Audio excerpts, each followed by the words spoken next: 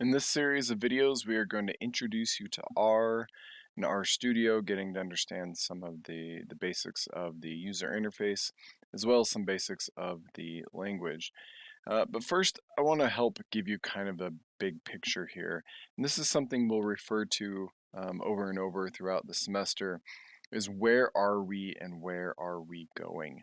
In many ways, learning to work with data is like cooking. And I'm borrowing this analogy from the book that my wife wrote with ChatGPT about me cooking with hot sauce. The analogy is this. You want to cook something and present it very nicely. But what you're given to work with is this really, really messy kitchen. You have all of the food, you have all of the dishes and the pots and the pans and the utensils and those things, but things are such a mess that you're not going to be able to work in that kitchen. You need things to cook, or you need things to be tidied up. Um, in this class, it's taking us from that first stage where we have data. Data have been collected in some way. Maybe they've been collected via a survey or through an observational study or um, through an experiment or something, but you have data of some sort. Quantitative data has been collected, but it's in such a disarray that it's not ready to use. So what do you do with that data? Well, you're going to, or that kitchen that's all messy, you want to cook. Maybe the first step is to get things or cleaned up and organized. And when things are clean and organized and tidy, right, you're in a much better position now to start working. Another way to even say that is you're going to be able to do your best work as a cook if you're working in a kitchen that is clean, everything is organized, so you know where things are at. You're going to be able to do your best work. And that's what, when we talk about cleaning data, we're taking the data that have been collected, but are not ready to work with yet, and we're getting it ready. We're tidying things up. This is going to be the whole first half of the semester, is taking data that's dirty, getting it ready to use. Then the second half of the semester is going to be all about analysis. And data analysis is like cooking the food. You're getting, or you're bringing the elements of the data together in a way that it's going to say something more than it would on its own, right, in doing this analysis. But often, if you are a chef or you're really trying to impress people, you're not just going to put out your pots and pans full of the food. You're maybe going to do some sort of presentation, and that'll be included in the second half of the semester as well, about presenting data, um, writing reports, and how do you report on your findings, and infographics and those kind of things.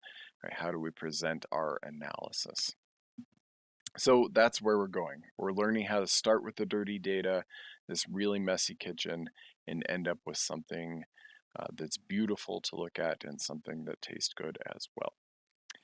So thinking of the basics here in this introduction to R, an analogy that we're going to use a lot here is about language. And maybe it's not even really an analogy, right? Think of those of you who speak another language. How did you best learn that language? My guess is you learned it by lots and lots of practice. I really only speak English, but I speak a little bit of Croatian. And I most of the Croatian I learned is when my family and I lived there, right? And on a daily basis at the grocery store, just out and about or at work, where I had to use the little bits that I had, that practice really reinforced that language within me. That's part of the reason why we are using this flipped classroom approach, is to give more practice. So as you watch these videos and you engage with this content, that's one level of practice. And then you're going to come to class and we're going to work on data together. Then that's another form of practice. So we're just trying to get you speaking that language as much as possible. Now, a good question. Somebody brought up Python and the similarities between R and Python on the first day of class. So why are we using something like R um, versus something like SPSS or something? Well, R is used by a lot of places, universities, different businesses, organizations, etc. Um, some of, at least in the field, human development family studies that the School of Family Life is a part of, SPSS, SAS, and Stata are fairly common statistical softwares or languages, but they can be very, very expensive. Whereas R is open source and it's free. It's free because it's supported by this nonprofit agency called the R Foundation. And that open source aspect of it means that there's a lot of user generated functions and content. And this is the real power of R. Hopefully, when we get later in the semester, we might learn how to create our own functions. I can't guarantee that, but I hope we will. But people create these packages and these functions that can do all sorts of things. And there's thousands and thousands of them, tens of thousands. And that means that anything you want to do in R, there's probably somebody who's already done it, right? And you can use their work. We'll see this in the Learn Something, Share Something assignment that you'll all come up with all sorts of things that people have done, and you'll be able to demonstrate those for us. Now, as I mentioned, right, somebody brought up Python. So why are we using R versus Python? Python is also free and open source. But we're using R instead of Python because it is more geared towards statistics.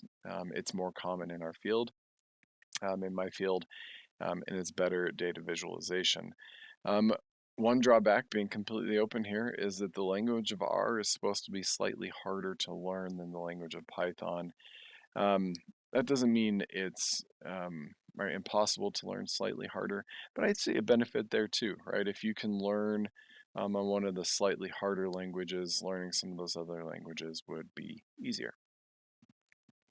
So we've referenced this a couple times, but on top of all the normal data cleaning, data analysis, and presentation things that R can do, it can do some weird stuff too. It can send text messages.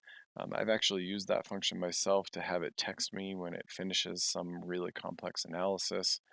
You can have it retrieve funny quotes or random quotes.